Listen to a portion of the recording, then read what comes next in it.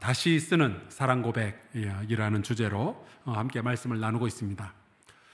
이 모든 사랑의 고백은요, 하나님이 먼저 우리를 사랑하셨다라는 그 사실에서 출발하고 있죠. 그래서 우리가 그 하나님의 먼저 오신 사랑에 반응하고 있는 거예요. 자, 우리가 두 가지 사랑 고백을 하고 말씀을 이어가도록 하겠습니다. 따라해 보시겠습니까? 우리는 아버지 하나님을 사랑합니다. 우리는 성자 예수님을 사랑합니다. 아멘이시죠? 아멘. 우리가 무엇을 사랑하느냐, 이것은 인생에 있어서 굉장히 중요한 선택을 하는 기준, 이유가 됩니다.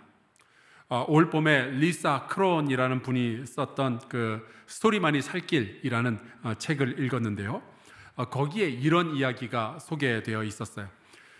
브라질에 있는 한 광고 회사에 굉장히 어려운 부탁이 하나 들어왔습니다.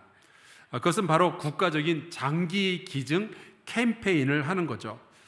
새로운 장기를 기증받을 수 있다면은 수술을 받고 다시 살아날 수 있는 환자들이 굉장히 많이 있는데, 브라질 사람들은 장기 기증을 하는 문화가 정착이 잘 되어 있지 않은 거예요.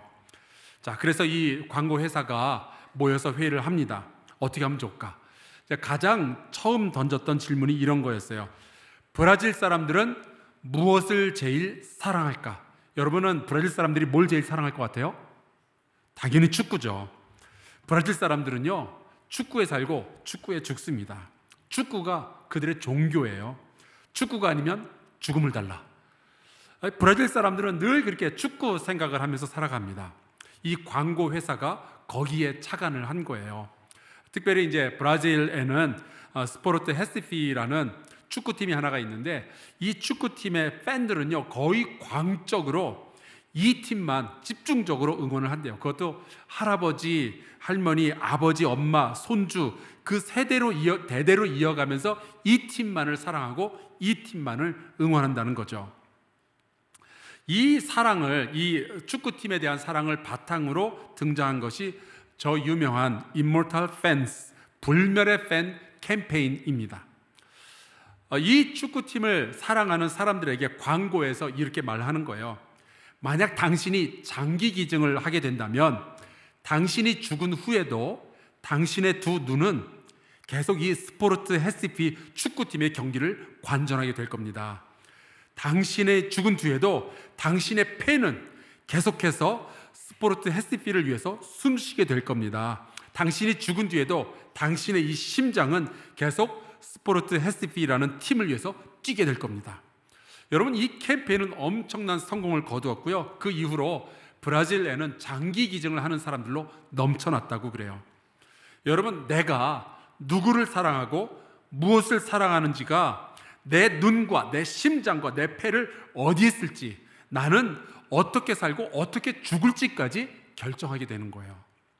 그래서 여러분과 함께 다시 쓰는 사랑 고백이라는 주제를 가지고 우리 기독교인들은 도대체 무엇을 사랑하고 누구를 사랑하고 있는지를 함께 살펴보고 있습니다.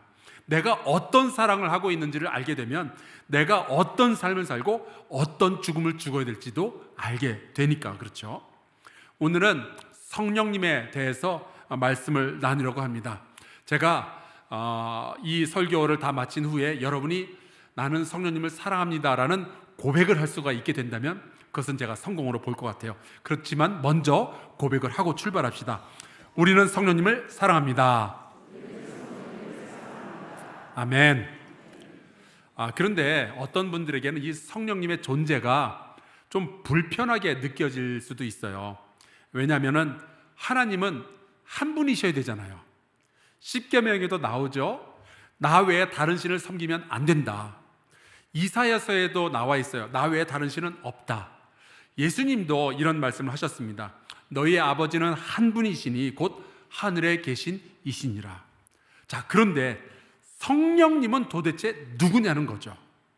거기에 한술 더 떠서 우리는 성부, 성자, 성령, 성자 예수님까지 있잖아요. 그래서 이런 삼위일체라는 신학을 가지고 있는데, 그래서 사실 유대교라든지 아니면 이슬람교를 믿는 사람들은 기독교를 성부, 성자, 성령 세 분의 신을 섬기는 다신교로 보고 있어요. 심지어 기독교를 삼신교라고 부르기도 합니다. 그런데 이해하기 어렵고 또 말하기도 불편하니까, 남들이 오해도 하니까 이거 없는 걸로 치자, 그럴 수 있을까요? 그건 안 됩니다. 사실 삼위일체는요, 이해하기 어려운 정도가 아니라 이해가 안 돼요. 이해가 안 되니까 설명도 못하죠. 한 분이 세 분이라니, 세 분이 또 한 분이라니, 세상에 그런 게 어디 있어요? 문제는 이게 세상의 일이 아니라 세상을 창조하신 하나님의 일이라는 거죠. 세상과 논리와 모든 물리의 법칙을 창조하신 하나님은 그 모든 것에 너머에 계신 분이시기 때문에 세상과 논리와 물리학 바깥으로 벗어나 본 적이 없는 우리는 이해할 수도 없고, 혹 이해한다 할지라도 우리 인간의 제한된 언어로는 설명이 불가능한 거예요. 관찰은 되지만 이해는 안 되는 것이 바로 성부, 성자, 성령 삼위일체 신학입니다. 그래서 성령에 대해서 설명하기가 참 껄끄럽고 어려운 거예요. 중세의 토마스 아퀴나스라는 아주 유명한 학자가 있었어요. 이분이 이제 쓴 엄청난 책이 있는데, 그게 바로 저 유명한 신학대전 숨마 테올로기카라는 책입니다. 이 책이 이제 1부, 2부, 3부로 나뉘어서 장장 8년 동안 쓰여지고 있었는데, 어느 날 1273년 12월 6일 토마스 아퀴나스가 예배를 드린 이후부터 갑자기 글쓰기를 멈춰요. 비서가 이상하게 여겼습니다. 아직 책이 완성도 안 됐는데 왜 글쓰기를 멈추셨습니까? 그때 토마스 아퀴나스가 이렇게 대답을 하죠. 내가 그날 예배 시간에 본 것에 비하면 내가 여지껏 써왔던 모든 글들은 지푸라기만도 못하다는 거예요. 인간의 이해와 인간의 언어는요, 하나님의 모습, 하나님의 일을 설명하기에는 턱도 없이 부족합니다. 삼위일체가 그래요. 그래서 삼위일체에 대한 설명은 늘 미완성으로 끝날 수밖에 없습니다. 자, 그러면은 하나님은 한 분이시지만 성부, 성자, 성령 세 인격과 세 모습으로 존재한다는 이 삼위일체, 이 말도 안 되는 이야기를 어떻게 알게 되었는가? 하나님의 말씀이 성경에 그렇게 등장하고 있는 걸 어떡하겠어요? 성경에 보면 분명히 구약시대부터 성령님께서는요, 독립적으로 존재하시고 또 사람들 사이에서 일하고 계셨습니다. 예를 들어서 시편 51편에 보면은 다윗이 이런 시를 써놓았어요. 나를 주 앞에서 쫓아내지 마시며 주의 성령을 내게서 거두지 마소서. 여기에 이제 성령이라는 단어가 나오잖아요. 히브리어로 하면 루아흐 코드샤하라고 합니다. 그야말로 거룩한 영이에요. 다윗이 기도하는 겁니다. 다윗이 누구에게 기도하고 있을까요? 주님께 기도하고 있죠. 뭐라고 기도해요? 성령을 거두지 말아달라고 해요. 분명히 주님과 성령이 구별이 되어져 있습니다. 특별히 이 말씀에서 알게 되는 것은 성령님께서는 사람 안에 거하시며 사람 안에서 일하신다는 거죠. 그래서 이사야서에 보면은 이런 구절이 나와 있는 거예요. 백성이 옛적 모세의 때를 기억하여 이르되 백성과 양떼의 목자를 바다에서 올라오게 하신 이가 어디 계시냐?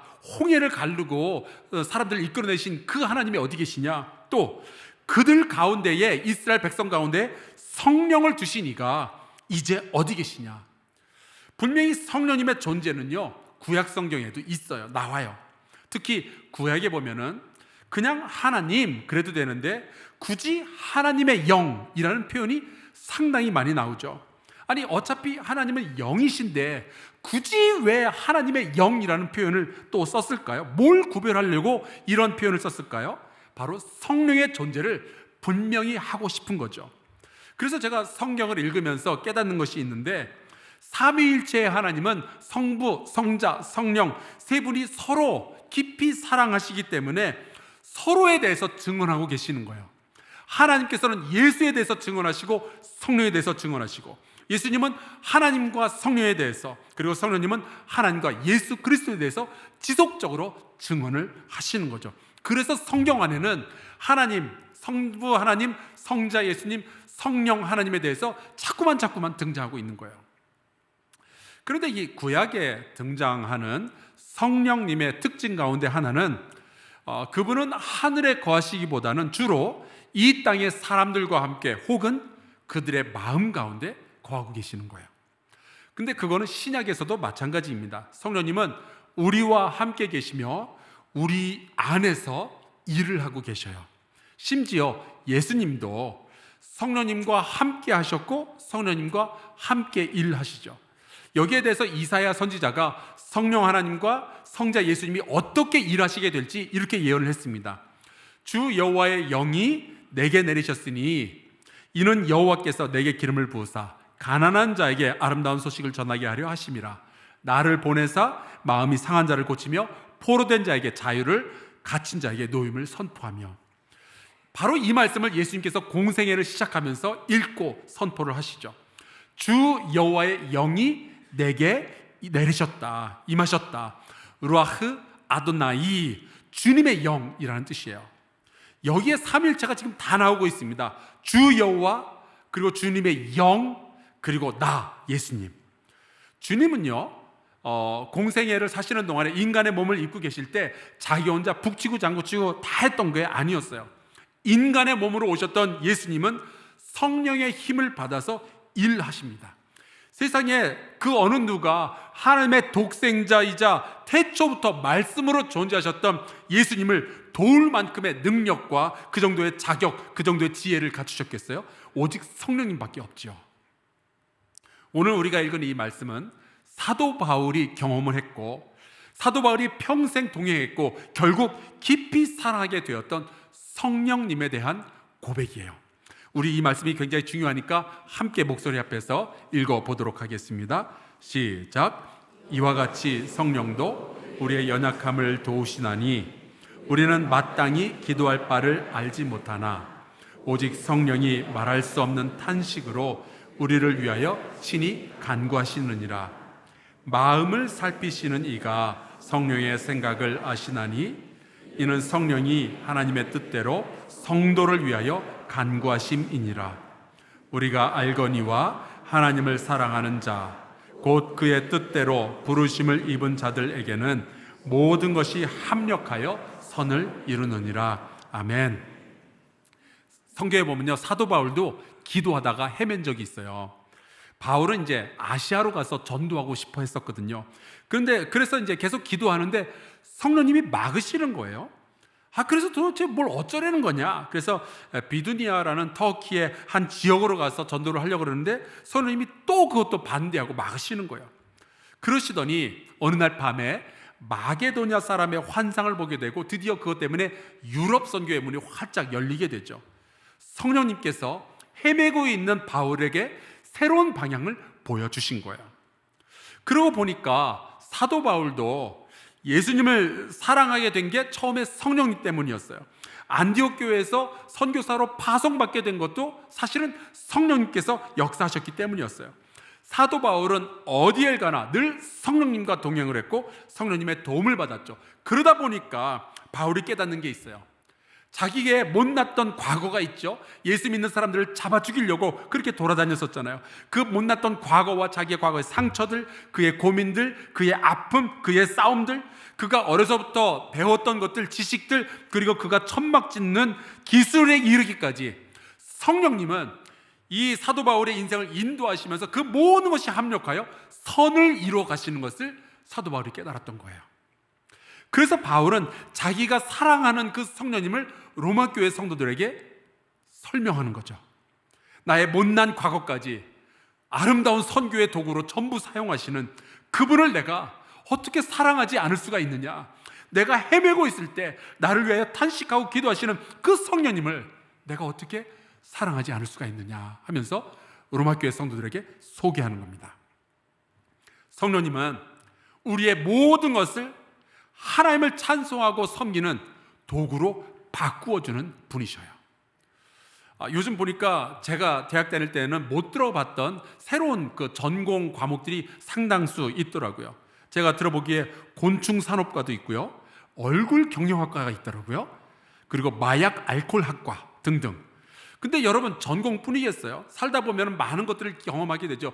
이혼을 경험하는 분들도 있고 사별을 경험하는 분들도 있고 또 사업이 망하는 분들도 있고 심지어 감옥에 다녀오는 분들도 있어요. 그런데 성령님은 내가 그 모든 것들을 배우고 혹은 그 모든 것들을 경험했다 할지라도 내 인생이 이 세상 속에서 허무하게 끝나지 않게 도와주시는 분이신 거예요.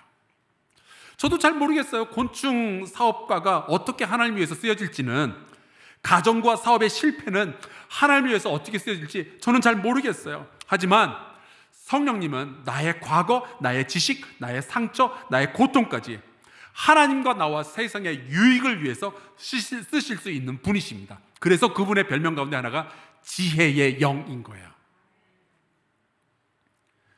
사실 우리 생각은요, 뭐 한쪽으로 이렇게 생각이 가다 보면은 이 생각의 흐름 속에서 우리는 어디로 튈지 잘 몰라요.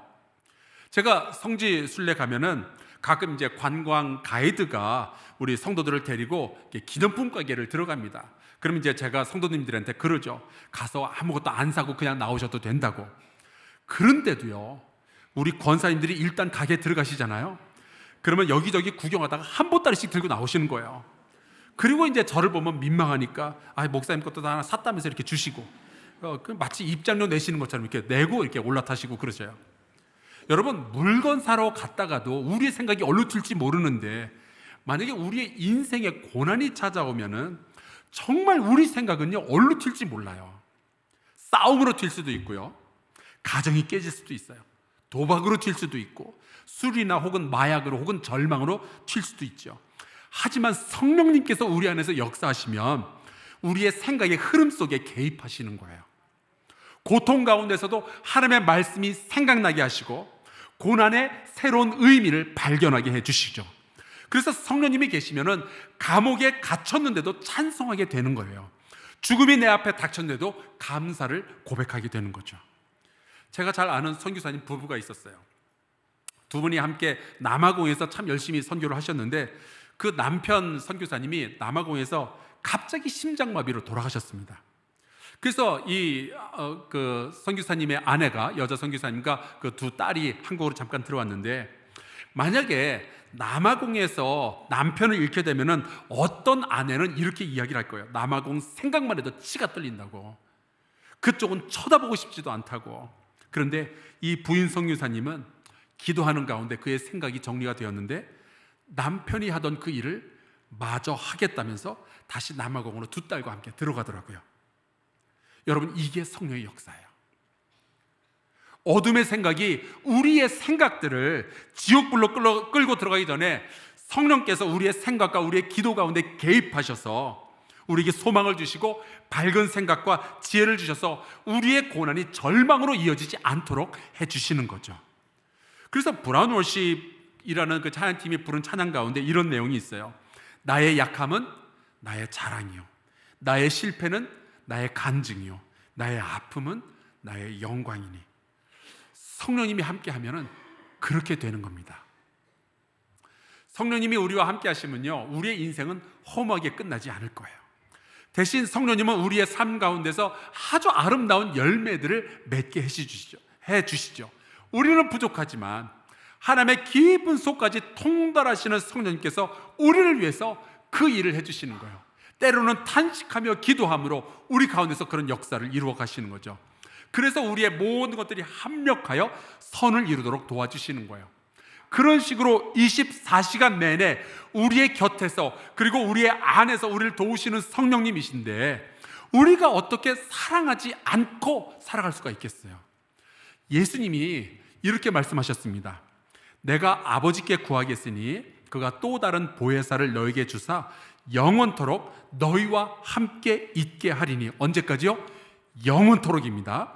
그는 진리의 영이라 세상은 능히 그를 받지 못하나니 이는 그를 보지도 못하고 알지도 못함이라. 그러나 너희는 그를 아나니 그는 너희와 함께 거하시며 또 너희 속에 계시겠음이니라.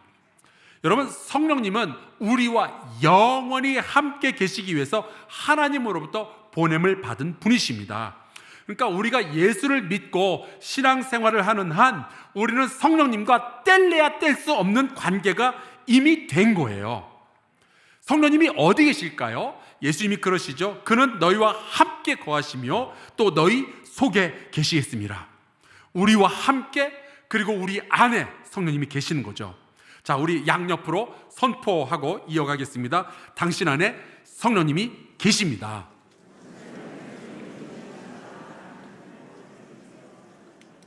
여러분 안에 성령님이 계시는 줄로 믿으시길 바랍니다. 자, 그러면 여러분의 가슴에 손을 대고 우리 인사를 할까요? 성령님 안녕하십니까? 자, 성령님이 여러분 안에 계셔요. 자, 그러면은 생각을 해봐야죠. 어차피 성령님은 우리와 함께 계시고 우리 안에 계시는데 기왕이면 사랑하는 사이로 지내는 게 피차 좋지 않겠어요?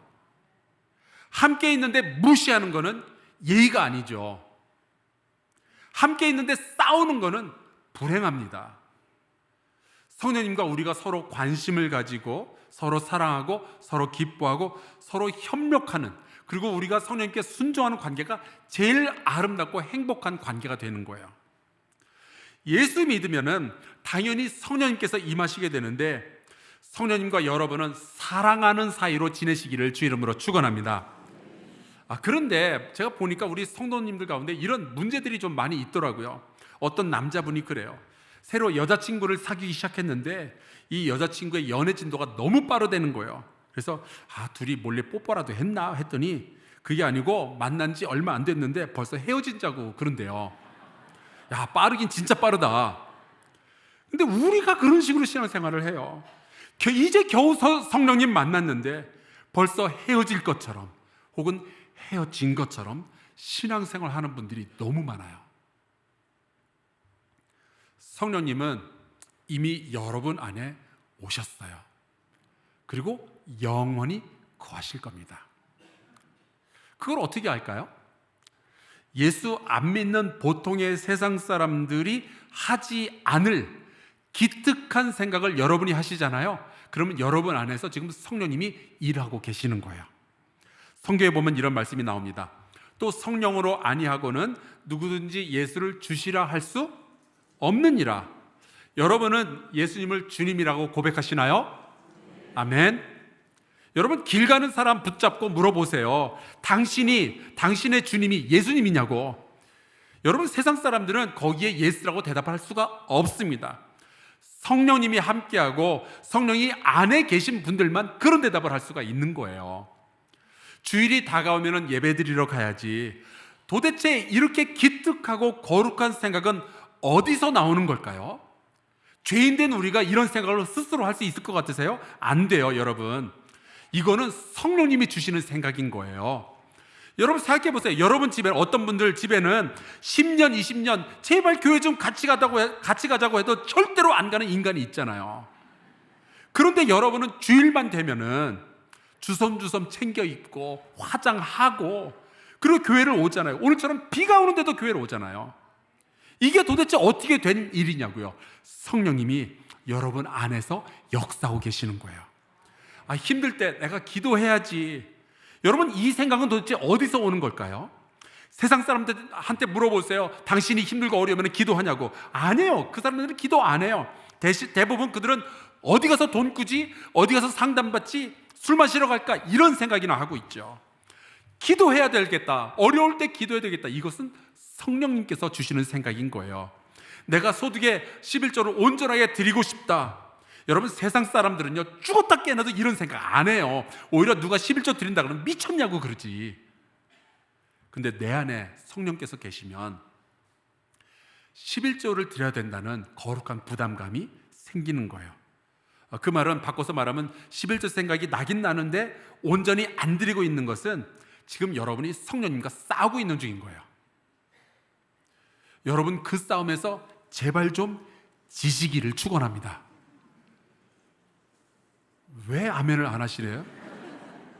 성령님을 이겨먹어서 선을 이루고 복을 얻는 인생은 없어요. 내가 봉사해야지, 내가 선교해야지, 내가 전도해야지, 내가 찬양대 해야지, 내가 순모임의 리더가 돼야지, 내가 주방에서 일해야지, 내가 DTS 해야지. 여러분 세상 사람들은 평생을 살아도 이런 생각 절대로 안 합니다. 오직 성령이 임한 사람만 이런 생각을 할 수가 있는 거예요. 내가 손해를 봤지만 내가 참아야지, 내가 용서해야지, 내가 사랑해야지. 주님께서 그러라고 하셨잖아. 여러분, 이건 다 성령께서 우리의 생각 가운데서 역사하시기 때문에 나오는 결과예요. 물론 이런 생각이 설교를 통하여 혹은 누군가의 권유로 다가오기도 하죠. 그렇게 성령님은 너무나도 자연스럽게 나의 기억 속에서, 나의 생각 속에서, 내 주변의 사람들을 통해서 우리에게 말씀하시는 거예요. 그렇기 때문에 예수님이 이런 말씀을 하신 겁니다. 보혜사, 곧 아버지께서 내 이름으로 보내실 성령, 그가 너에게 모든 것을 가르치고 내가 너에게 말한 모든 것을 생각나게 하리라. 우리가 그런 이야기를 자주 해요. 기도할 때 성령을 부어주옵소서. 그런 표현을 쓸 때 제가 좀 궁금합니다. 도대체 여러분, 성령 받아서 어디다 쓰려고 그러세요? 게다가 이미 성령은 여러분 안에 계시잖아요. 근데 왜 성령을 부어달라는 이야기를 하는 거죠? 성령이 뭐 길쭉하게 생겨가지고 아직 다 못 들어오셔서 그런 것도 아니고, 성령 충만하다는 것은 성령님이 아직 덜 차서 그렇게 기도는 하는 걸까요? 그 성령님이 왔다가 사라지시는 것도 아닌데 우리가 집 나간 성령님 찾습니다 이렇게 기도하는 거예요? 여러분, 성령님은 우리 안에서 탄식하며 기도하시기는 하셔도 우리를 버리고 떠나시는 분은 아니셔요. 그분은 영원히 거하기 위해서 우리에게 오셨죠. 그래서 이미 신앙생활을 잘 하고 계시고 여러분처럼 오늘 이렇게 예배에 나오신 분들은요, 성령을 부어달라는 말, 성령 충만하게 해달라는 말을 이렇게 해석하시는 것이 좋습니다. 내가 성령님과 더 깊이 사랑하게 하여 주옵소서. 우리의 진짜 문제는 성령님이 안 오신 게 아니라 이미 우리 곁에 계시고 우리 안에 계신데 교제하지 않는 거예요. 왜 우리의 영혼이 시들었을까요? 그 성령님의 인도하심을 받지 않기 때문에 그런 거죠. 왜 우리의 영혼이 갈급해지고 있을까요? 그분과의 사랑이 식어졌기 때문에 그런 겁니다. 그 성령님은 어떤 에너지나 기운 뭐 이런 게 아니라 인격을 가진 하나님이셔요. 성령님은요, 생각하시고 기억하시고 느끼시고 우리 때문에 탄식도 하시고 우리를 위하여 기도도 하시는 분이셔요. 때로 그분은 잔잔히 우리의 기억 가운데서 역사하시고 때로는 불과 같이 우리 가운데 임하시기도 하십니다. 병을 고쳐주시고 환상을 보여주시고 때로는 우리에게 방언을 말하기도 하시죠. 때로 그분은 우리의 기도 가운데서 역사하셔서 우리의 기도의 방향을 바꿔주기도 하시고 기도의 언어를 통째로 바꿔주기도 하셔요. 우리가 세상 속에서 살아가고 있지만 하나님의 백성으로서 영적인 삶을 살게 하시려고 성령께서는 우리 안에 영원히 거하시며 우리 가운데서 일하고 계시는 겁니다. 중요한 것은 이미 우리에게 임하신 성령님에게 우리가 어떻게 반응하는가 하는 거예요. 성령님 오시라는 말씀은, 성령을 내게 부어달라는 표현은, 성령으로 충만하게 해달라는 그러한 말은 성령님이 약속대로 이미 오셨고 내 안에 계신 그분인데 그분을 더 느끼고 더 발견하게 해달라는 표현인 거죠. 사랑하는 성도 여러분, 우리 성령님을 사랑합시다. 그분은 우리를 위해서 우리에게 오셨고 우리 안에 거하고 계셔요. 우리 성령님과 더 깊은 사귐을 가집시다. 기도하고 말씀을 묵상하고 찬송하고 예배드리는 가운데 성령님을 느끼고 성령님의 존재를 인정하고 성령님의 인도하심을 구합시다. 더 적극적으로, 더 의지적으로 성령님을 나의 생각, 나의 대화에 초대합시다. 우리가 원래 사랑하면 그렇게 살아가는 거 아니에요? TV 드라마를 보면 가끔 재벌집 아들과 결혼한 여자가 불행해질 때 울면서 악을 쓰면서 하는 대사가 있죠. 이런 식으로 살려고 결혼했니? 성령님께서 우리에게 그런 질문을 하지 않게 되기를 바랍니다. 우리는 성령의 소비자가 아니라 성령의 연인이 되어야죠. 사랑하면 예뻐진다는 말이 있잖아요. 우리가 성령님을 사랑하면은 우리의 삶에 성령의 열매가 열리기 시작하죠. 내가 더 거룩해지고 내가 예수님을 닮은 사람이 되고, 그러면서 나의 인생이 모두시 합력하여서 선을 이루면서 나와 하나님과 사람들 앞에서 심지어 내가 보기에도 굉장히 매력적으로 변하게 되는 거예요. 우리 같이 이 찬송 부르면서 그런 고백을 하면 좋겠습니다. 내 안에 계신 성령님 사랑합니다. 그 따스한 성령님을 내가 느꼈으면 좋겠습니다. 내가 그 성령님을 사랑하면 좋겠습니다. 그러면은 우리의 삶이 어디에 있으나 하나님을 기쁘시게 하는 거룩한 예배가 될 줄로 믿습니다. 우리 같이 찬양하고 기도하겠습니다.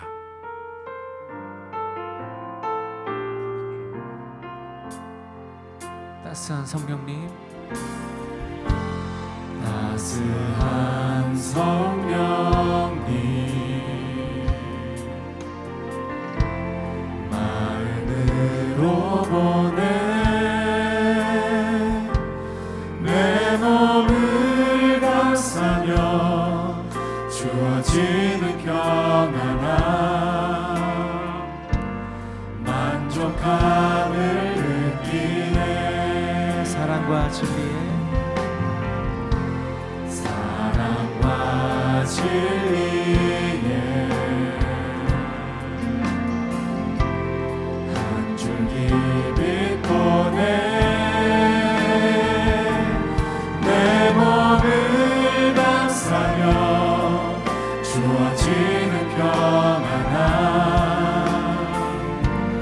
그 사랑을 느끼네. 부르신 곳에서 예배하네.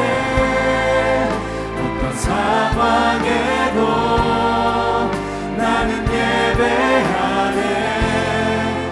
부르신 곳에서 나는 예배하네.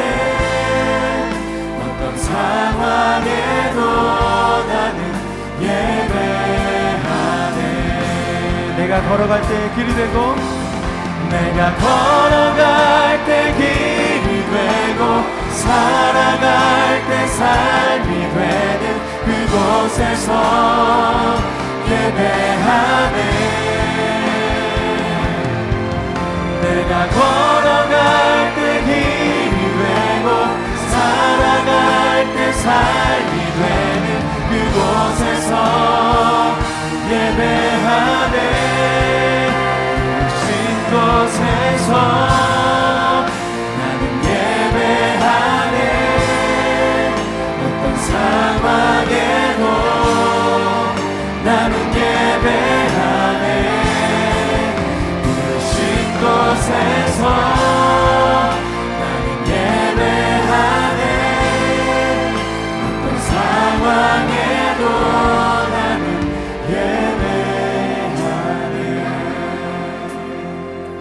기도할까요? 성령님은 이미 우리에게 오셨습니다. 약속대로 내 곁에 그리고 우리 안에 계십니다. 우리가 이렇게 기도하면 좋겠어요. 하나님, 성령님의 임재를 더 강하게 느끼고 성령님과 더 깊은 사랑의 교제를 나누기를 소망합니다. 성령님의 음성을 듣고 성령님의 인도하심을 따르길 원합니다. 성령님을 사랑하길 원합니다. 그러므로 나의 삶이 선하게 이루어지길 바랍니다. 우리 같이 통성으로 기도하겠습니다. 할렐루야. 하나님, 주께서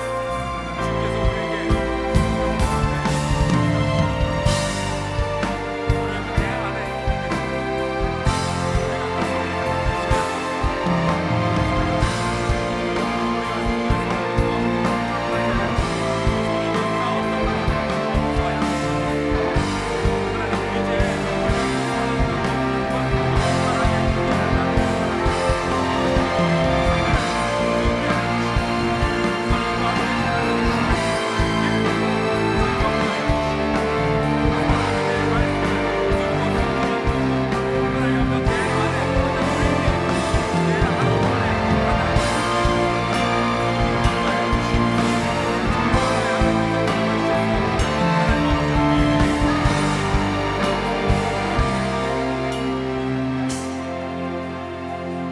하나님, 우리를 홀로 두지 아니하시고 성령님을 보내사 함께 있게 해주시니 감사합니다.